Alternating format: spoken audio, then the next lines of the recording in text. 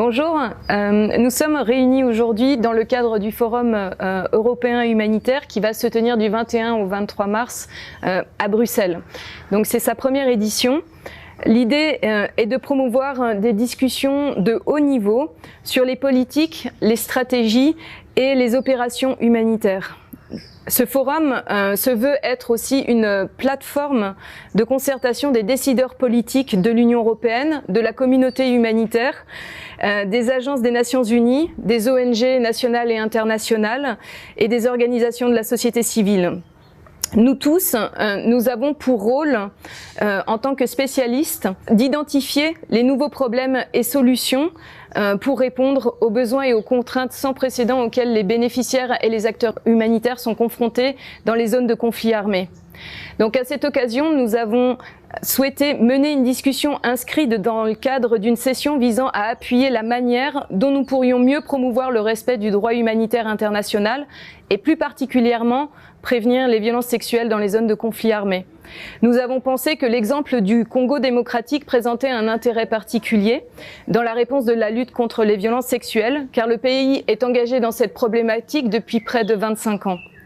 Donc notre discussion d'aujourd'hui vise à appréhender les différentes perspectives de prévention et de réponse opérationnelles dans les domaines des violences basées sur le genre à travers les interventions de nos panélistes. Donc je souhaiterais passer la parole à Monsieur l'ambassadeur de l'Union européenne, Monsieur Chataignier, pour introduire notre discussion.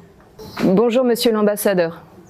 Bonjour, bonjour à toutes et à tous. Je suis vraiment très heureux de vous accueillir à la résidence pour parler aujourd'hui de ce sujet qui est vraiment un sujet important. Un sujet important en RDC, d'abord parce que tout le monde ne le sait peut-être pas, mais la RDC est affectée par un conflit long, depuis 20 ans, 25 ans, un conflit qui a fait plusieurs centaines de milliers de victimes, un conflit qui se poursuit encore aujourd'hui, en particulier dans les provinces de l'Est de la RDC, en Ituri, dans le Nord Kivu, dans le Sud Kivu. Parmi les victimes de ces conflits figurent malheureusement en premier lieu les femmes, les personnes fragiles, les enfants, les personnes déplacées. Et nous avons toute une série d'attaques qui se produisent contre ces personnes fragiles, qui se produisent contre les personnes déplacées. Il y a malheureusement énormément de crimes de guerre, quasiment de crimes contre l'humanité qui sont encore commis aujourd'hui tous les jours dans ces provinces.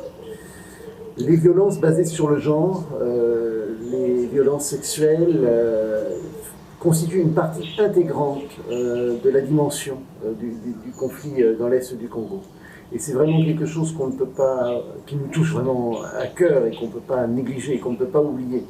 Moi, j'ai toujours en mémoire le docteur Mukwege, qui travaille à Bukavu, à la Fondation Panzi, à l'hôpital Panzi, et qui m'a dit « Nous accueillons aujourd'hui sont les filles des femmes que j'accueillais il y a 15 ans, il y a 20 ans. » Donc il y a un cycle de la reproduction, de ces violences basées sur le genre, de ces violences sexuelles, de ces agressions qui s'inscrit dans la durée.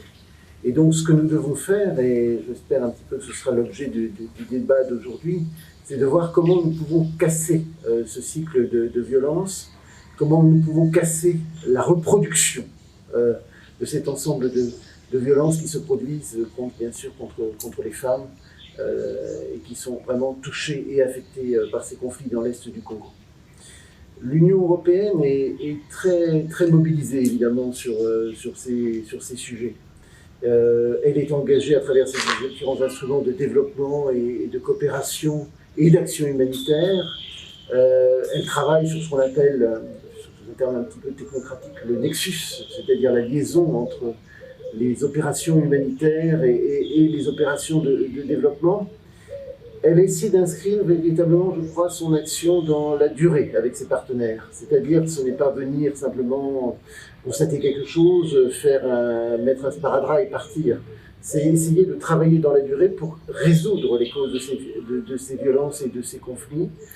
C'est travailler en partenariat avec tous les acteurs concernés. C'est travailler en partenariat avec les forces armées de la République démocratique du Congo.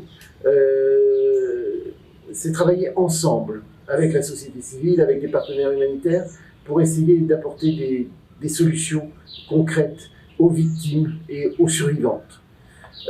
Nous sommes associés très concrètement à un appel à l'action, qui est un appel à l'action pour la protection contre la violence basée sur le genre dans les situations d'urgence. C'est quelque chose que nous faisons, je crois, depuis 2013, et nous sommes à nouveau pleinement réengagés dans la nouvelle action que nous voulons développer avec vous ensemble sur la période 2021-2024. Trois dimensions qui sont importantes dans ce programme d'action. C'est bien sûr la prévention, l'accompagnement à la prévention, la sensibilisation, le plaidoyer. C'est bien sûr l'accompagnement des victimes et des survivantes pour leur réintégration. Et puis c'est aussi toute la dimension qui va un petit peu au-delà de l'affirmation de la place de la femme dans la société dans l'Est du Congo, l'autonomisation économique des femmes, le renforcement du leadership féminin, et donc aussi travailler sur véritablement des causes structurelles. Donc c'est bien sur l'ensemble de ces sujets que nous voulons travailler ensemble pour arrêter définitivement ce cycle de violence qui est commis d'abord contre tous les civils, mais qui est commis particulièrement contre les femmes, contre les enfants, et que nous devons aider à se protéger face à cette menace qui est inacceptable, qui est moralement inacceptable partout, sous toutes les latitudes. Et ici au Congo, nous devons agir ensemble. Et c'est un petit peu ce que je voulais vous passer comme message. C'est un appel à l'action collective, à porter le plaidoyer, à faire connaître cette situation au plus haut niveau en Europe et dans le monde, et puis à agir concrètement pour les femmes concernées. Je souhaite à présent vous présenter nos panélistes. Donc Anne-Marie Boyoldieu, vous êtes représentante de Médecins sans frontières en République démocratique du Congo. Julienne Lusenge, bonjour. Donc vous êtes cofondatrice et présidente de l'organisation Solidarité féminine pour la paix et le développement intégré, communément appelée SOFEPADI, et directrice du Fonds pour les femmes congolaises. Anita Akoumia, donc vous travaillez pour l'UNFPA en tant que chef d'équipe et coordinatrice du sous-cluster VBG pour la RDC. Colonel Batabombi Apanza Jean-Daniel, vous êtes commandant second en charge de l'administration et la logistique du service de communication et d'information des forces armées de la République démocratique du Congo. Nous allons passer sans transition à notre discussion et je vais commencer par m'adresser à Anne-Marie. MSF a publié récemment, au cours du deuxième trimestre 2021, un rapport sur le manque de prise en charge des violences sexuelles intitulé « La double peine, l'urgence d'une réponse globale aux besoins des survivantes en République démocratique du Congo ». Une présentation conjointe avec le CICR a été faite pour rappeler que les violences sexuelles considérées comme un crime de guerre au regard du droit international, sont plus que jamais d'actualité, y compris à l'est du Congo. En 2020, MSF a pris en charge 10 810 victimes de violences sexuelles à travers 6 provinces. En 2021, malgré la suspension de certaines de ses activités en raison de l'insécurité, MSF a pris en charge 9 456 victimes à travers 5 provinces, dont 4 à l'est du Congo, donc à savoir le Nord Kivu, le Sud Kivu, l'Ituri et le Maniema. Donc ces données montrent que l'ampleur des violences sexuelles ne faiblit pas et que l'impunité persiste d'année en année. Enfin, si l'urgence est avant tout médicale, les consultations menées par MSF révèlent aussi une problématique plus méconnue des violences, donc leur impact économique et social à long terme sur les victimes. Donc, Anne-Marie, de quoi a-t-on besoin pour progresser dans la lutte contre les violences sexuelles en République démocratique du Congo ? Sans aucun doute, on dira que c'est le besoin de mettre fin à l'impunité. Car laisser libre champ à l'impunité, c'est finalement alimenter le terrible cercle vicieux des violences sexuelles. Ce que nous rapportent les victimes dans leurs consultations, c'est soit un manque de confiance dans la justice, et donc derrière, pas de plainte déposée, par les victimes, pas d'enquête, pas de sanctions, et donc ce sentiment d'impunité finalement qui s'auto-alimente, soit pour les victimes qui ont osé porter plainte, un constat d'impunité, c'est-à-dire que voir son bourreau ne pas être condamné du tout ou le voir éventuellement sortir de prison quelques jours seulement après. Donc il faut être clair qu'on n'arrivera pas à régler cette question de lutte contre les violences sexuelles sans adresser l'une de ses principales causes. Et cette lutte doit avant tout être une volonté politique, mais une volonté politique accompagnée de moyens suffisants qui permettent une mise en œuvre effective et rapide dans des délais courts. Ce qui d'ailleurs permettra aussi aux acteurs humanitaires d'être un peu moins démunis face à cette impunité, avec un sentiment de et de pas se contenter de mettre du pansement là où il faut clairement opérer dans le vif. Car ce qu'on voit à travers les chiffres actuellement, malheureusement, c'est que les violences se répètent année après année et presque dans une certaine indifférence. Donc, comme ça a été mentionné, en 2021, MSF a pris en charge des victimes qu'on compte encore par milliers, donc 9 456 exactement, c'est-à-dire plus d'une victime par heure, en fait. Et quand on regarde un peu plus en détail, on peut se rendre compte que cette problématique a plusieurs composantes. 60% de ces victimes que MSF a pu prendre en charge ont été prises en charge à l'Est, donc dans les zones de conflit, mais 40% d'entre elles ont quand même été prises en charge dans des provinces dites plus stables. Donc ça illustre là bien que si le conflit est un facteur favorisant les agressions sexuelles, il faut aussi comprendre que les racines du mal sont aussi endogènes. Autre aspect dans ces chiffres, c'est 27%, soit plus d'un quart des victimes étaient mineures. Et c'est une proportion qui peut monter jusqu'à 39% dans la province de l'Ituri, une des provinces les plus affectées par le conflit. Et donc là, on voit aussi que c'est un facteur multiplicateur. Autre aspect de l'analyse qu'on peut faire de ces chiffres, c'est le profil des agresseurs. 60% d'entre eux, de ces agressions, ont mis en lumière que les agresseurs étaient des hommes armés.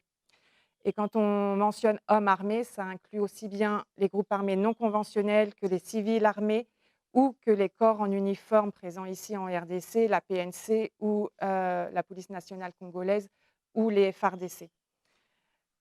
Par rapport au FARDC, on peut en moyenne noter que la proportion d'implication est à hauteur de 13%, avec des variations selon les zones dans le pays, qui peuvent être de 80% dans certaines zones du Nord Kivu. Mais encore une fois, à côté de ces 60% d'agresseurs dits hommes armés, on a 28% des victimes qui sont agressées par les partenaires intimes. De nouveau, ça met en lumière une autre des racines systémiques de cette problématique. Donc pour toutes ces victimes, MSF assure une prise en charge médicale et psychosociale d'urgence gratuite. Mais même en proposant ce paquet de soins, ce qu'on peut constater, c'est que par peur des représailles de la part des agresseurs ou par manque de confiance dans les structures de santé et plus spécifiquement par rapport au respect de la confidentialité médicale, ou simplement par méconnaissance du traitement, c'est encore 35% des victimes qui se présentent au-delà du délai des 72 heures. D'où la nécessité de continuer à développer, à renforcer les activités de sensibilisation, d'accès à l'information pour encourager et faciliter cette recherche de soins, cette recherche de soutien, autant par les victimes que par les leaders communautaires qui peuvent aussi être des réels soutiens dans ces situations-là. Cela étant, la qualité de l'offre de soins et de soutien qui est présente ici en RDC reste largement insuffisante, que ce soit sur le volet médical, où on a besoin que les personnels de santé soient davantage formés à la prise en charge médicale, psychosociale, ce qui inclut la formation aux soins d'avortement médicalisés, mais aussi formés à l'importance de la confidentialité, au respect du protocole de prise en charge. Et sur le volet socio-économique, où le manque de financement actuel ne permet pas d'accompagner suffisamment bien, autant dans l'immédiat que dans la durabilité, les victimes qui sont potentiellement exposées à l'exclusion sociale, aux difficultés financières et des fois tout simplement à leur propre survie. Madame Julienne, donc depuis plusieurs mois, on observe une dégradation du contexte sécuritaire dans les provinces du Nord Kivu et de l'Ituri et on constate une exacerbation de la situation des violences faites contre les femmes et les filles. Donc Sofepadi est une organisation de droit congolais qui offre des services de prise en charge médicale, psychosociale, de réinsertion socio-économique et un appui légal aux survivantes. Donc, à travers les années, vous avez bénéficié, entre autres, du soutien de MSF pour renforcer la qualité de votre prise en charge. Et aujourd'hui, vous évoluez dans une organisation totalement indépendante. Donc, votre organisation se coordonne avec une variété d'acteurs nationaux et internationaux dans le cadre de la réponse VBG, donc dans le domaine humanitaire autant que dans le domaine du développement. Donc, du point de vue de la société civile congolaise, comment mieux soutenir les organisations nationales dans leur lutte contre les violences basées sur le genre, sachant qu'elles sont souvent en première ligne dans les zones de conflit armé? Merci beaucoup, Julie, pour la question. En fait, comme vous le dites, je voudrais d'abord commencer par remercier pour ce temps qu'on nous a donné, au nom de toutes les femmes activistes, pour ces échanges. Nous, les femmes activistes qui travaillons dans les zones de conflit. Donc, comme vous venez de le dire, Sofepadi en Ituri et au Nord Kivu, nous sommes là depuis des années et nous avons vu effectivement l'augmentation des cas. En 2020, nous avons accompagné 1839 cas de VBG, dont 1117 cas de violences sexuelles. Et en 2021, nous avons accompagné 2164 cas de violences basées sur le genre, dont 1047 cas de violences sexuelles. Donc, quand on regarde sur le total de VBG, il y a 15% d'augmentation. Alors, nous avons constaté que la situation des femmes et des filles dans les zones enclavées s'était détériorée. Et ça continue à se détériorer. Nous avons des femmes et des filles qui sont détenues esclaves sexuelles par les groupes armés. Il y a inaccessibilité dans les zones où nous intervenons. À raison de la pauvreté et des déplacements, les femmes et les filles sont exposées à être plus de problèmes de violence et même elles mettent en place des mécanismes négatifs de survie. Elles sont parfois obligées d'offrir des faveurs sexuelles pour survivre ou pour obtenir de l'aide. 6 femmes sur 10 sont victimes de cette situation et je pense que l'auditoire ici le sait. Sinon, c'est ça la vérité. L'évolution de la situation nous inquiète car en ces jours, nous ne voyons pas encore la stabilisation. On ne voit pas venir. On en parle, mais on ne voit pas venir. Et même les prochaines élections ne nous rassurent pas qu'il y aura stabilité. Parce que déjà, il y a des tiraillements. Face à cela, notre organisation donne tous les services holistiques, donc prise en charge judiciaire, réinsertion médicale et psychologique, et la prévention. Nous travaillons beaucoup sur la prévention. En tant que nous-mêmes, membres des communautés, nous utilisons les radios locales pour diffuser et informer sur les services qui sont disponibles pour que les membres des communautés nous apportent, nous réfèrent les cas où les victimes elles-mêmes puissent venir. Mais aussi, nous travaillons sur les conflits parce que nous savons, sans la paix, on ne mettra jamais fin aux violences sexuelles. Alors, les défis auxquels nous sommes confrontés. Depuis l'état de siège, les juridictions civiles ont été remplacées. Il y a plusieurs défis, mais je vais épingler quelques défis. Les juridictions civiles ont été remplacées par les juridictions militaires. Et donc, il y a eu ralentissement de l'accès à la justice parce que les membres de famille ne viennent plus comme avant. Je vais vous donner par les cas. En 2020, nous avons amené en justice 347 cas qui ont été accompagnés et nous avons eu des jugements. En 2021, les victimes qui ont accepté d'être accompagnées en justice, c'était seulement 177, comme disent les Français, ou 177 cas. Vous voyez qu'il y a vraiment baisse d'accès à la justice. Et cela favorise les arrangements à l'amiable, des choses que les communautés avaient déjà abandonnées. Elles reviennent à prendre encore ces pratiques. Et les coûts pour accès à la justice amènent les gens à avoir des réticences pour y aller. C'est 2 500 $ pour un cas. Et si nous arrivons à avoir 10 cas à accompagner par mois, et on peut faire le chiffre, pour une organisation locale, on n'a pas le budget qu'il faut pour le faire. Nous voulions aussi dire que les membres des communautés veulent elles ont besoin de la justice. Les victimes ont besoin de la justice. Une victime m'avait dit, quand vous organisez les chambres foraines dans les communautés, ça me redonne ma dignité, parce qu'au moins ma famille sait que j'ai été victime. Parce qu'ils suivent le procès, ils suivent les audiences et ils voient l'auteur condamné. Et ça rassure les membres des communautés. Donc, ce type des initiatives doivent être encouragées et augmentées dans les communautés, développées dans les communautés. La sécurité des défenseurs et des victimes ou des survivants ou survivantes n'est pas assurée. Parce que nous travaillons là, quand les gens sont libérés ou quand ils quittent les prisons, ils reviennent dans les communautés pour s'attaquer à nous, les défenseurs ou les survivants. Nous ne sommes pas protégés. Donc, nous ne disposons pas de protection rapprochée. Enfin, le dernier défi que nous trouvons plus important aussi, et à souligner ici, est l'impact de la courte durée des projets. Quand la communauté s'engage, s'approprie le projet, et c'est là que nos financements se terminent. Et ça fait un éternel recommencement.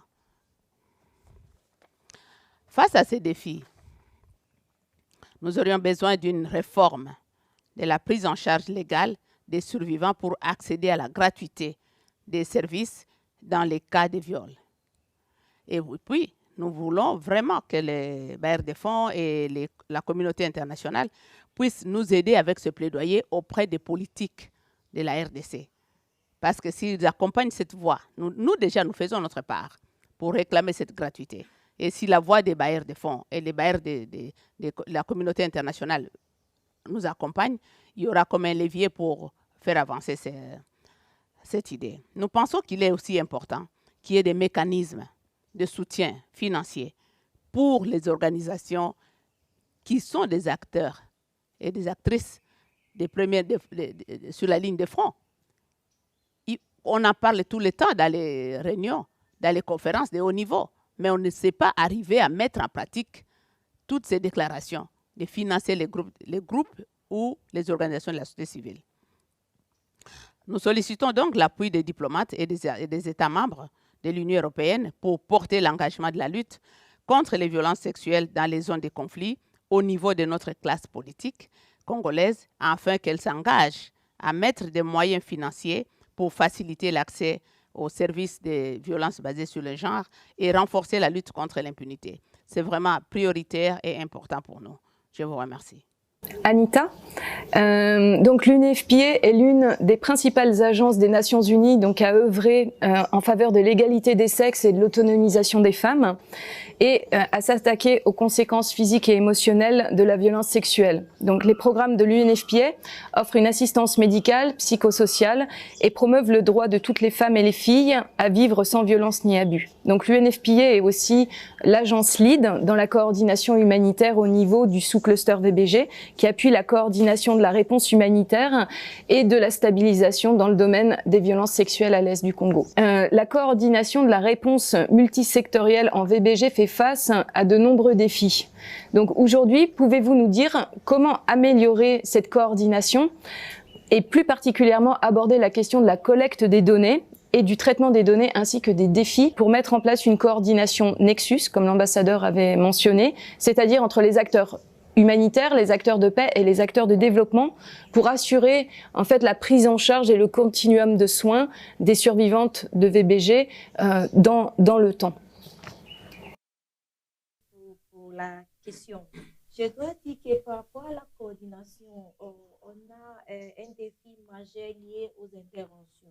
Ça veut dire qu'il y a des endroits un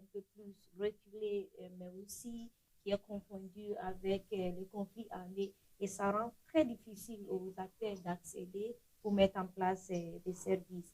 Il y a aussi la faible accessibilité géographique, physique et sécuritaire, qui est une contrainte majeure de la coordination des interventions. Je voudrais aussi faire le point sur la coordination liée aux agences libres. Parfois, il y a on peut dire des appuis financiers pour les interventions et les appuis en charge. Mais là où on a des défis, c'est l'appui financier pour la coordination. Donc, parfois, c'est très difficile, même pour l'agence libre de la coordination, de faire le renforcement des capacités des acteurs, mais aussi de faire l'assurance qualité. L'autre point que je voudrais aussi ajouter lié à la coordination, c'est, comme vous avez dit, les nexus. Parfois, l'approche Nexus n'existe pas par rapport à la prise en charge. Il y a les interventions humanitaires, il y a la prise en charge des activités humanitaires, il y a les activités de développement. Mais le lien entre les activités humanitaires et développement, parfois, ça n'existe pas.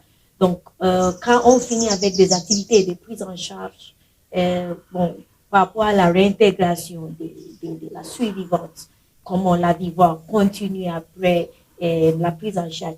Parfois, ça n'existe pas. Donc, là-bas aussi, il y a les contraintes. Donc, par rapport à la collecte des données, le défi majeur, c'est que on a les multiplicités de sources des données. Donc, avec ça, c'est très difficile pour nous, en tant qu'acteurs, de faire, on peut dire, les plaidoyers, parce qu'on n'a pas le source fiable pour dire que ça, c'est le source pour nous tous en tant qu'acteurs. Voilà. L'autre point que je voudrais ajouter par rapport aux données, c'est que on a la base de données nationale, c'est vrai, mais la couverture de la base de données nationale, c'est 23% pour tout le pays. Donc, il y a quand même une faible couverture de la base de données.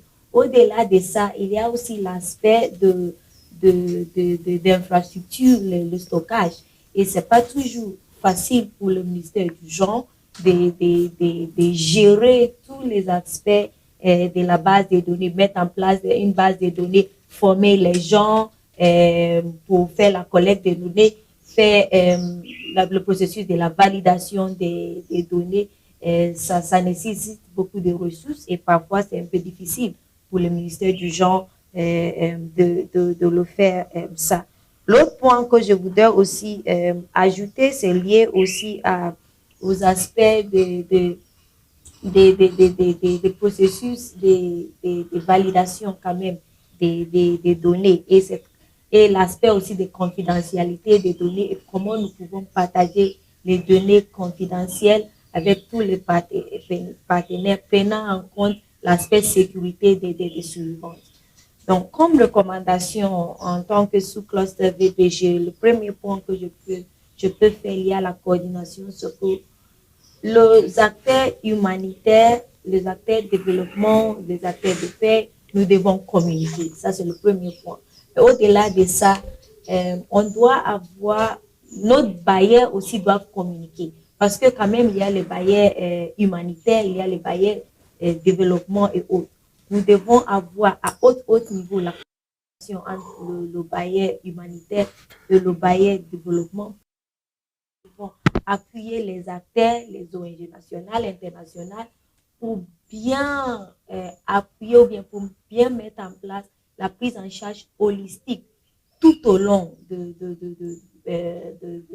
interventions, soit pendant la crise humanitaire, mais aussi tout au long du processus de développement. L'autre point aussi qui est lié à la coordination et la collecte des données, c'est que nous devons, comment nous pouvons mobiliser des ressources pour appuyer le processus de mise en place de la base de données. La base de données existe, mais comment nous pouvons quand même déployer la base de données partout, mais aussi d'avoir le protocole de partage d'informations, l'élaboration des protocoles de partage d'informations et la diffusion de ces protocoles. Et ça sera intéressant, nous recommandons en tant que sous-cluster VBG que cette protocole de prise en charge d'informations sera piloté dans une province et pour voir comment ça va améliorer. Après ça, on peut comment je peux dire, élargir pour couvrir le reste de la RDC. Voilà, merci. Merci. Donc, mon colonel, donc au vu du contexte sécuritaire à l'est du Congo, la violation du droit humanitaire par les porteurs d'armes est une préoccupation grandissante de la communauté internationale. Donc, d'après le Bureau conjoint des Nations Unies pour les droits de l'homme, en 2021, les violences sexuelles liées au conflit restent très répandues et 70% des cas documentés ont été attribués à des groupes armés et 28% aux forces armées régulières de la RDC et 2% à la police nationale congolaise. Donc la majorité des cas des violences liées au conflit sont documentés en Ituri, dans le nord et le sud Kivu et au Tanganyika. Donc nous savons que le gouvernement congolais prend très au sérieux cette situation. Alors pouvez-vous nous expliquer quelles sont les mesures mises en place pour renforcer la prévention et la réponse dans le domaine des violences sexuelles au sein de l'armée? Une question très intéressante. Les autorités militaires de la République démocratique du Congo sont conscientes qu'une partie des violences sont commises par des groupes armés étrangers et nationaux, mais aussi par quelques éléments contrôlés des forces armées de la République démocratique du Congo. Ici est de noter toutefois que depuis 2014, si l'on regarde les statistiques, le nombre de cas de violences sexuelles commis par des forces armées de la République démocratique du Congo a fortement diminué. Donc le narratif commence progressivement à changer. En effet, notre gouvernement a pris depuis 2006 des mesures légales pour combattre ces phénomènes et a adopté une stratégie nationale pour la lutte contre les violences sexuelles et basée sur les genres. Au sein de l'armée, un plan d'action pour la lutte contre les violences sexuelles a été adopté en 2014. La mise en œuvre de ce plan d'action a entraîné une baisse sensible des cas avérés de violences sexuelles à charge des militaires et une répression accrue des 10 cas. Notre approche est stratégique. Ici est de relever que ce plan d'action de FARDC adopté en octobre 2014 s'articule sur 5 axes. La prévention, répression, protection, communication, suivi et évaluation. Sa mise en œuvre se réalise par l'organisation des ateliers et séances de sensibilisation en faveur des commandants de grandes unités, les acteurs de justice et de la troupe. Quels sont les défis que nous rencontrons lors de cette mise en œuvre? D'abord, il y a l'insécurité persistante à l'Est, entravant les enquêtes dans les zones de combat.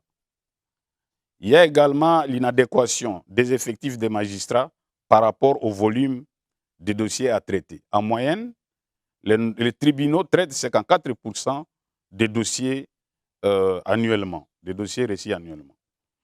Il y a également le manque de moyens logistiques et financiers dans les chefs des organes judiciaires. La présence des groupes armés qui portent irrégulièrement les uniformes des FARDC, entraînant la confusion sur la qualité des auteurs de ces crimes. Un défi de grande taille, je voulais souligner ici, c'est le non-partage des données confidentielles par les humanitaires et certains organismes. Et je voudrais quand même relever quelques bonnes pratiques que nous avions enregistrées lors de la mise en œuvre de ces plans. On peut noter l'adoption de ces plans d'action qui est une matière à référence pour ces armées africaines. En juin 2021, notre président de la République, chef de l'État et commandant suprême des armées, a réaffirmé l'engagement du gouvernement par le lancement de la campagne Tolérance Zéro immédiate à l'égard des auteurs de violences sexuelles et celles basées sur les genres. Comme autre bonne pratique, nous notons également l'intégration des modules de formation à tous les niveaux des FARDC. Il y a également la prise en compte des violences sexuelles lors des opérations militaires. Et une bonne pratique de grande taille, c'est aussi la signature des actes d'engagement par les commandants de grandes unités en vue de prévenir et sanctionner les présumés auteurs de violences sexuelles et, les cas échéants, les déférer devant les juridictions militaires. La justice militaire sanctionne sévèrement tous les cas lui soumis en organisant notamment les audiences foraines publiques au lieu de la commission des faits. Nous pouvons également noter parmi les bonnes pratiques, c'est l'exclusion des auteurs de violences sexuelles lors des opérations de recrutement et lors de la promotion en grade militaire. Actuellement, les forces armées n'intègrent pas les groupes armés au sein de l'armée régulière. Au vu de tout ce qui précède, je souhaiterais conclure par quelques priorités pour mieux mettre en œuvre notre plan d'action. 1. Il faudra former le personnel de la défense et sanctionner sévèrement les auteurs de ces crimes. 2. Il s'agit de renforcer les effectifs des magistrats militaires. 3. Il faut disposer de plus de moyens pour procéder au référencement des cas de violences sexuelles vers les services de prise en charge. 4. Nous avions constaté que la majorité des victimes étant des femmes et des filles, la participation des femmes militaires tout au long des processus est plus que pertinente pour l'efficacité de l'action. Notre objectif est d'être délisté par les Nations Unies pour que l'on puisse à nouveau participer aux opérations de maintien de la paix. Enfin, la prévention et la réponse des violences sexuelles et celles basées sur les genres est une action humanitaire globale. Elle doit être multidisciplinaire et multidimensionnelle. Voilà, je vais vous poser également une question un petit peu de projection pour essayer de définir vos priorités. Si vous étiez en position de coordinateur national d'une réponse en violence basée sur le genre avec un certain degré d'autorité et des ressources considérables, quelle serait la priorité que vous décideriez pour faire évoluer la lutte contre les VBG dans le bon sens en République démocratique du Congo? Anne-Marie, à vous la parole.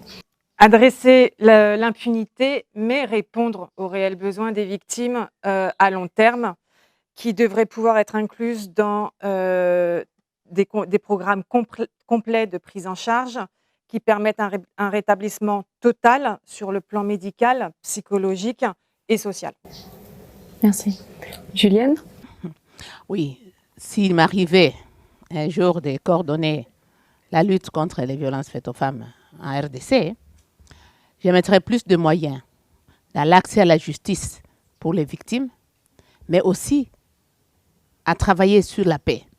Parce que sans la paix, on va toujours continuer dans le cycle des violences. Donc, je suis tout à fait d'accord avec ce que MSF vient de dire pour la prise en charge et à long terme des survivants et survivantes. Mais l'accès à la justice est primordial et travailler sur la paix, la cohésion sociale est vraiment capital. Merci. Anita? Pour moi, ça sera l'institutionnalisation des One Stop Center. C'est bon, en fait, je peux dire que c'est le centre multisectoriel pour la prise en charge des suivantes. Pour moi, s'il y a des ressources, ça sera l'institutionnalisation où partout en RDC, on aura un One Stop Center quand même qui peut accueillir des survivantes pour avoir la prise en charge holistique, mais aussi sans des stigmatisations et pour aussi aider la suivante pour réintégrer dans les communautés. Voilà. Mon colonel? Nous, au niveau des FARDC, nous pensons que la formation du personnel est plus que prioritaire pour que les FARDC soient de moins en moins cités dans la commission des crimes de violence sexuelle. Et la deuxième priorité est que les auteurs de ces ces crimes soient sévèrement sanctionnés. Merci beaucoup pour ces interventions. Je souhaite vraiment vous remercier pour cette riche discussion qui nous rappelle que le travail que vous menez pour minimiser les violences sexuelles dans les zones de conflit demeure une priorité et mérite une plus grande attention pour que l'on trouve de nouvelles solutions. Vous avez relevé plusieurs points et cela nécessite notre attention, donc améliorer la question de l'accès aux services de santé, psychosociaux et légaux et socio-économiques, également renforcer la question de la coordination Nexus, donc entre les acteurs humanitaires de paix et de développement pour assurer le continuum de soins pour les bénéficiaires sur le terrain. Également poursuivre l'appui aux forces armées dans la mise en place de leur plan d'action pour la lutte contre les violences sexuelles au sein de l'armée. Également plaider auprès des bailleurs de fonds pour qu'ils harmonisent leurs instruments de financement pour que le continuum de soins pour les bénéficiaires soit effectif sur le terrain et facilite leur mise en œuvre par les organisations à la fois internationales et nationales, et également plaider auprès des décideurs politiques pour qu'ils s'engagent encore plus sérieusement dans la lutte contre les VBG en renforçant les actions de diplomatie humanitaire et en renforçant le financement des ONG nationales et internationales dans la lutte contre les VBG. Donc je vous remercie vraiment pour la participation à ce panel et je vous souhaite une bonne journée. Merci. Merci.